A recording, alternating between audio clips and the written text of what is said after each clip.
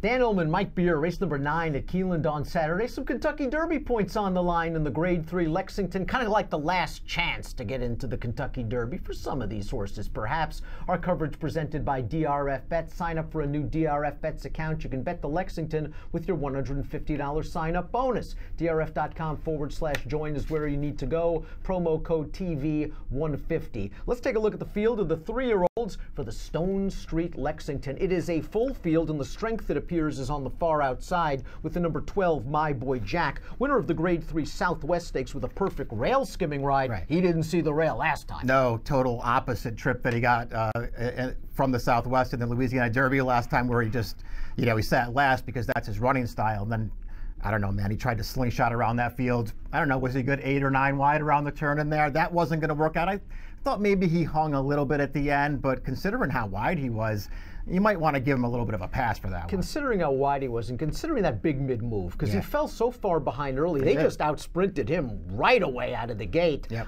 He had every right to hang just a little bit, although it was his first time at 1 1/8. Now he gets to cut back to 1 1/16. He's also going to face a fast-paced scenario, it appears, once again. Are you concerned about him falling another 12, 15 lengths behind? I mean, I think you're always concerned about that, especially for a horse who's going to be the favorite in the race. When you have to pass the entire field, you sort of leave yourself open to either not catching enough pace or not getting the right run through the traffic. It could work against you. I just feel like he's the best horse in this race, Dan. And the more I looked at the field, the more I just felt like, does it really matter if he's, so far outrun like he was last time? I just think he's better than these horses. He's got the figure edge, that's for sure, and perhaps the class edge over this field, and he's going to get a pace situation, as we see from our Timeform U.S. pace projector, where the 12 My Boy Jack will be lingering near the back of the field, and that red bar indicates the pace will be fast. The 1 Battle at Sea, the 8 Gracida, they kind of battled it out last time out at the fairgrounds. Battle at Sea was able to get to the lead, set legitimate fractions, but there just wasn't a lot of closing going on. They ran 1-3 around the track. Battle at Sea ran better. Yeah, he just did. He was just a better horse that day. We'll see what happens in this spot as they bump him up in class again. He's not that easy to knock, if only because they've stretched him out for his last 2 starts, and he's 2 for 2 since they stretched him out. And I think he's run fine both times. I did think he got a little bit of a speed favoring track 2 starts back. He's okay. He's headed the right way. This is a tough spot. It is kind of a tough spot, but I wouldn't be surprised if Gracida tries to sit second early. Let's Battle at Sea go. I mean, they have utilized run and gun tactics in 2 starts around 2 turns. It's worked wonders. He's trained by the great Michael Maker. Yeah. Maybe if this pace doesn't materialize, Battle at Sea could surprise a little bit. I do like him a little bit better than Gracida. The 2 Telekinesis we see sitting in 3rd in the early portion of the race, very lightly raced son of Mark Casse. A lot of folks think that this horse could be one of the favorites for the Queen's Plate a little bit later on in the summer, as he is a Canadian bred.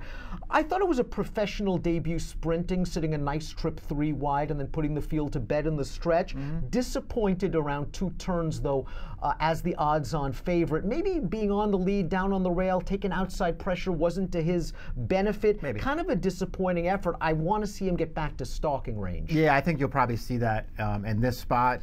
There's enough pace in this race where it feels like Castellano can maybe, he's got a good inside post too. If that horse down on the rail, Battle at Sea, leaves running out of there, maybe it just falls right in behind him. The trip works out really well for him. I'm kind of with you. I mean, I thought his debut was fine. I wasn't blown away by it. I thought he ran okay in that race.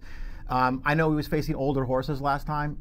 I didn't think he ran that great, and I don't really know what his excuse is for not hanging around at the end of that race. Maybe he can improve in here. Boy, I'll tell you something, I'd want a lot more than 4 to 1. His excuse probably is he was so lightly raced. It was only a second start. He was stretching all the way out, and while the pace was not fast, yes, he was 3 to 5. While the pace was not fast, he took a little bit of heat. I'm also a little bit concerned about the lack of route pedigree on the bottom of this pedigree. I believe the second Dam's Gold Mover, who was a nice millionaire sprinter. Dam's a Half the Giant Mover stakes winner, Malia, you remember him as a stakes-winning dirt sprinter. But I like his tactical speed. I think he'll get a good spot. He's got some upside potential. The 3 is 7 Trumpets, and I wonder if 7 Trumpets just a little bit of exposed at this point in time. He was second in the Jerome, where he had everything his own way, and he couldn't finish off Firenze Fire. Then My Boy Jack handled him in the Southwest. And didn't he just get the right setup in the Sunland Derby and he couldn't capitalize? Yeah, I think all those things are true about him. He's not fast enough really to win this race, and I'm just not so sure that, going longer distances around 2 turns is what this horse wants. Key of the race, could be the 6 Gravitas. This horse was getting real good towards the end of his 2-year-old campaign. He won the Grade 3 Bob Hope over Mourinho. He won the Springboard Mile over Combatant, who's running in the Arkansas Derby. And then he had knee surgery that knocked him out. This is his first start back of a long layoff. He's got good tactical speed, and he ran figs as a 2-year-old that would make him very competitive with this field. Yeah, there's a lot to like about this horse. We'll see what happens as he makes his first start back off the layoff, but I mean, his last 2 races in particular as a 2-year-old, they were good. And the Springboard Mile, the thing I liked most about his Springboard Mile, I know it was a step back as far as figures go to an 88, but he had a tough outside post in that race. He came out of there running, but he didn't need to make the lead in there, and he didn't make the lead. I like the way that he just took over. I think the horse that he held off, Combatant's a pretty good horse too. I mean, there's plenty to like about this horse. The number 4 Honor Up is a New York bred trained by Bill Mott that kept some good company last year. He ran into Audible 2 starts back, and he made Audible work a little bit, and then he came back to just dominate a very weak field, winning by 12 lengths as the 1-5 favorite. Now, he's been away for a while, and we know that Bill Mott's conservative.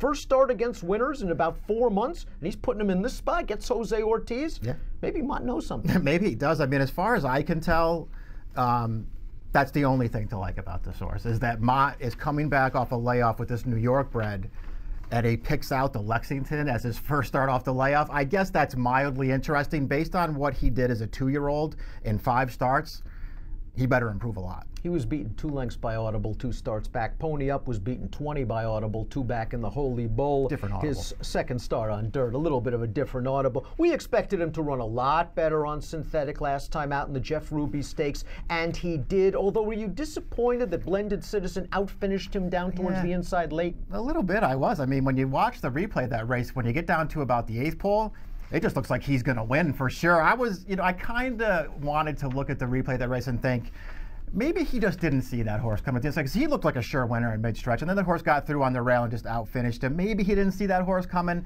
I don't know. That might be a little bit of a generous excuse for this horse. I still think he's pretty good. I guess he fits well enough in this race. I'm going to use him somewhere. Navy Armed Guard was thrown to the wolves as a maiden in the Sam F. Davis 3 back, and then he faced a nice Ian Wilkes 3-year-old Demolition 2 back. Last time out, he got a nice situation and the right field to win his maiden, but back up into the graded stakes ranks he goes.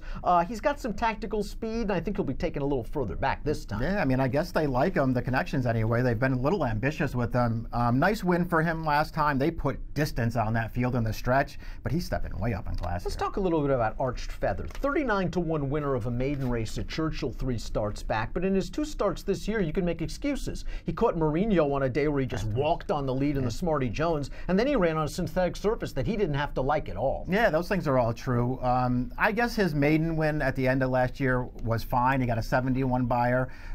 You're right. You can make excuses for his first 2 starts and project some improvement for him. Can you project enough improvement for him? That's a little bit of reach, but he's a big price again. You wanted to make Zanesville a little bit in the Jeff Ruby Stakes, his synthetic debut, off a couple of really nice wins in Louisiana, and he came with a good solid run to finish 4th. He's getting back on dirt. It's been a good move for trainer Tom Amos over the past 5 years as we take a look at our formulator fact, 31% winners, a 272 ROI with 3-year-olds making the surface switch. He might get the right pace set up. Why you off him? Yeah, well, I mean, because I bet him last time, and I felt like that was a pretty good spot to just take a little shot with this horse at a huge price and try and get him in there somewhere. He almost got there. He actually ran a decent race in there.